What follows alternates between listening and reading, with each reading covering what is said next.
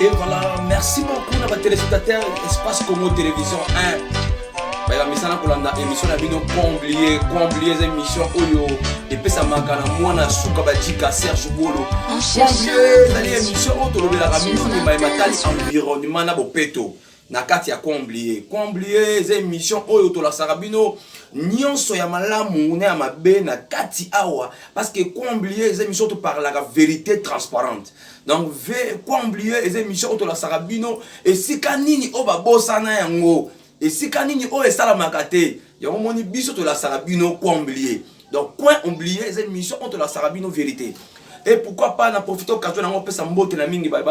so manandaka émission na biso comblier Espace Congo Télévision. Et bienvenue Vangasele donc coup chapeau na yo. Talaga yo mande fo belé coup chapeau mbote na pose ali Richard Lwemba ya Metchol pour so mili ki mbote na yo toujours Dieu te marie le pionnier. Et ça y m'a soigné dans les placards à Tchang Mbote na yo. Et pourquoi pas Gilles Kia comme on a Liverpool, Madongo Zulu, Mbote na bino. Et les amis de Luanda toujours Mbote na yo, Gigi Sodi, Chaimbengi, Aiden Tom, mon à Paris, Mbote na yo, surtout Tom Fondation Espoir. Et l'autre, la Sabino, mais Oyo, ils ont salama awa na Katanjili. Boulevard Lwemba, et ça boulevard Mongo Papa Lwemba, Tikango, le Lenge Mongo Yamalamu, malgré quoi qui m'a Koko Somme et Bongaki. Mais Bogotala boulevard Lwemba lo lenge mazali soki eza malamu ou eza mabebi mo Bogotala parce que émission la biso comblier to la saramai oyo eza ko bata mana mai oyo eza la marate to la sabino Bogotala boulevard Lwemba ndenge ezali soki mabe bino mo boyeba soki eza malamu bino boyeba ah eza coin oublié donc coin oublié c'est par là sur l'environnement donc c'est l'environnement ça va on se retrouve après cet élément suivez d'abord l'élément bon to kutana sima suivez. Bato na bato basambela bonzambe ya bakoko na bango e tobungisa bonzambe na biso e tala esika moindo koma na mpasi topesa lelo mfumu kimbangu mokongo moindo tala esika okoma na mpasi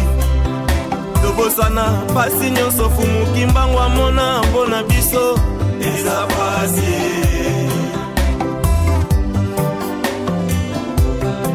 soki tokolanda mfumu kimbangu te moindo okosala eloko te soki tokolanda mfumu kimbangu te africain yeba okosala eloko te mfumu kimbangu aza motindami ya nkolo yezu te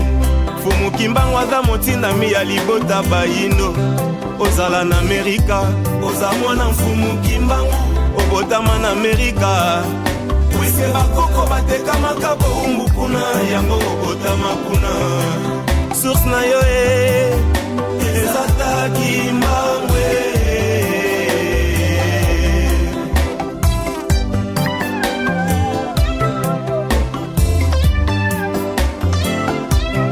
fumu kimbangu aza motinami ya nkolo yezu te fumu kimbangu aza motinami ya libota bayindo nyonso e mfumu kimbangu ayaki mpona loposo mwindo mfumu yezu ayaki mpona loposo pembe mfumu buda ayaki mpona loposo rouge mfumu mahoma ayaki mpona loposo jaune taki mbangwe tatatala pasi omona mpona biso bayindo tata tala kokanga mokangama mpona ngai moyindo tata konyokoma onyokwama mpona ngai moyindo kasi ya lelo yo topesi yo mokongo bandeko na ngai tata nyonso oyo aboti bana na ye azalaka na posa bana bayeba ye e basosola ye nde tata na bango ebongo biso lelo tokosana mfumu kimbangu topesa ye mokongo na bandi botolanda ndenge élément elekeli ndenge botali boulevard Lwemba binomo bomoni boulevard Lwemba botali boulevard Lwemba botali etala ngo ezali eta ya route wana ezali botali pe tayi etala ba carnivore ndenge ma carnivore ezali bomoni bino moko bomoni toyebi te soki ezalaka bongo ou ezalaka bongo te bomoni combler yango wana biso la sarabino vérité transparente oyo ya mission la bino combler les émissions de sa environnement biso auto la saga tout o eza oubli biso olakisaka yango oyo eza oublié nyonso baoublie nyonso oyo baoublie tolakisaka yango na kati awa. Et nous sommes arrivés à la fin de cette émission et na profité occasion on peut s'embote na ba banso balandaki